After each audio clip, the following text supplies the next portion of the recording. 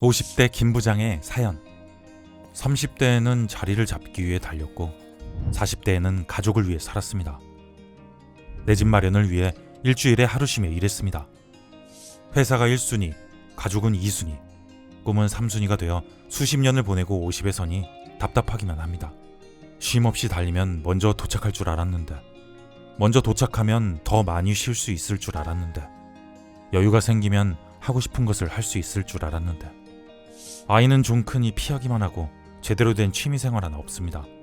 지난 시간에 아쉬움이 남으며 공허가 찾아옵니다.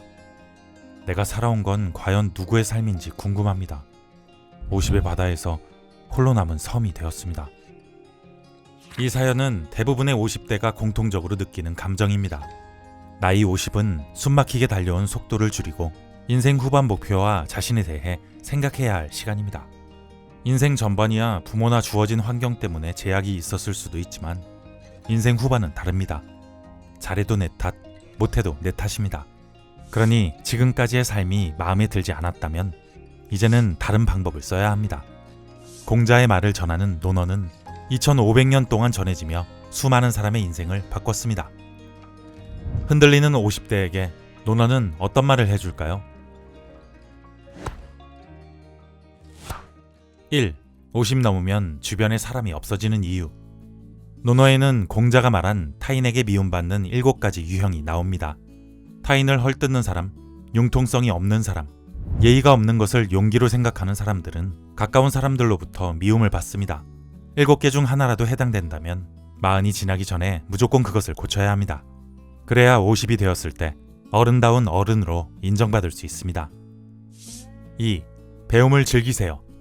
공자가 위대한 성인이 될 수 있었던 가장 큰 이유는 배움을 좋아했기 때문이었습니다. 겸손했던 공자도 호황만큼은 당당하게 자랑했습니다. 나이 50에 조직을 벗어나면 혼자 할 수 있는 일이 거의 없다는 걸 깨닫게 됩니다. 젊은 세대에게는 일도 아닌 일이 큰일로 다가옵니다. 직장에선 격리부에서 해주던 세금 신고도 신상 노트북 사는 일도 혼자 하려니 여간 어려운 게 아닙니다. 50대가 무난하게 회사를 다니는 동안 세상은 빠르게 바뀌었습니다. 50에도 배움은 필요합니다.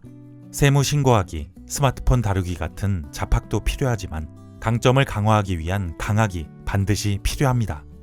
강학은 오랫동안 좋아할 수 있는 일에 집중하는 것입니다. 여행을 오래 하면 여행 전문가가 되고 고구마를 오래 키우면 고구마 전문가가 됩니다. 그렇게 인생 후반을 빛낼 나만의 브랜드를 만들 수 있습니다. 3. 여지하의 정신을 키우세요. 공자는 논어에 일관성 있게 여지하 정신을 강조했습니다. 여지하는 어떻게 하지? 하고 궁리하는 것입니다. 스스로 궁리하지 않는 사람은 아무리 좋은 직장에 다녀도 성과를 얻기 어렵습니다. 반면 어디서든 탁월하게 성과를 내는 사람들은 궁리를 거듭합니다.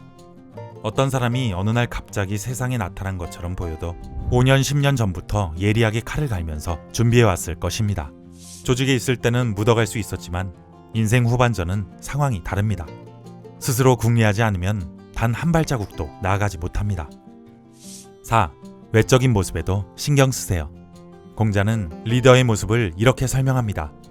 내면의 바탕이 외면의 꾸밈을 이기면 촌스럽고 외면의 꾸밈이 내면의 바탕을 이기면 번지레하다. 사람은 외면보다 내면이 중요하지만 내면의 아름다움에 적절한 외면을 갖춘다면 이것이 존경받는 어른의 모습입니다. 60살에 은퇴한 어느 노교수는 죽기 전에 이렇게 회고했다고 합니다. 나는 박수를 받으며 60대 초반에 은퇴했지만 90세가 되었을 때 후회의 눈물을 흘렸다. 퇴직할 때 앞으로 30년을 더 살 수 있다고 생각했다면 이렇게 살지는 않았을 것이다. 건강하게 오래 산다면 50은 고민할 나이가 아닙니다. 손 놓고 인생의 마지막 날만 기다리겠습니까? 아니면 끝이 아닌 새로운 시작의 50을 계획하겠습니까? 굽이치는 인생을 다잡아주는 공자의 말, 50에 있는 논어. 이 콘텐츠가 도움이 되었다면 구독과 좋아요를 눌러주세요.